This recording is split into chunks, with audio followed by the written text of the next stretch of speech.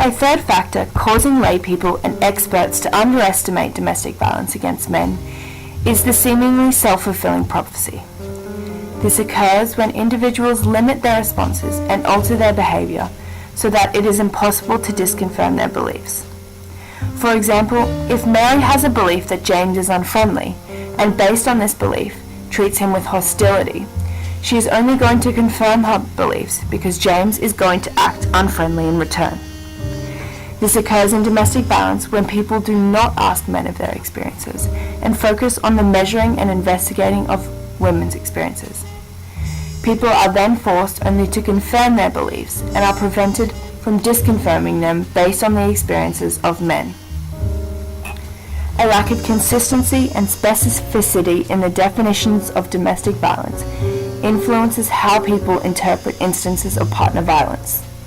In the face of ambiguity, people rely on their expectations. This causes individuals to see what they expect to see, rather than objectively interpreting the situation. Expectations are based on how we expect men and women to typically behave. We expect men to be more threatening and dominant, and therefore interpret their behaviors in this way. We expect women to be weak and vulnerable, and therefore interpret their behaviors in this way. This is consistently seen in experiments which vary the sex of the victim and the perpetrator in domestic violence cases. When the victims are male, participants typically judge the incident as less violent and indicate that they would be less likely to call the police. When a victim is female, participants consider the abuse more serious. They would be more likely to call the police and recommend that the victim press charges. So, what can you do about these false beliefs? Well, the good news is that you're already halfway there. Although relying on heuristics is human nature, we can improve our thinking by being aware of such biases. We can be more rational and informed in our decisions about domestic violence.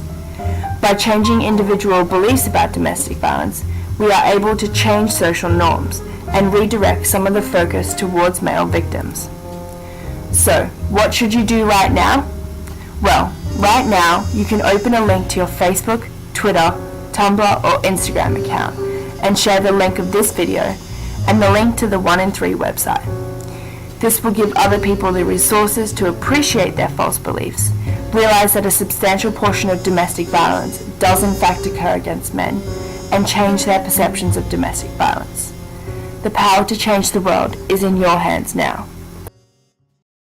Created using Powtoon.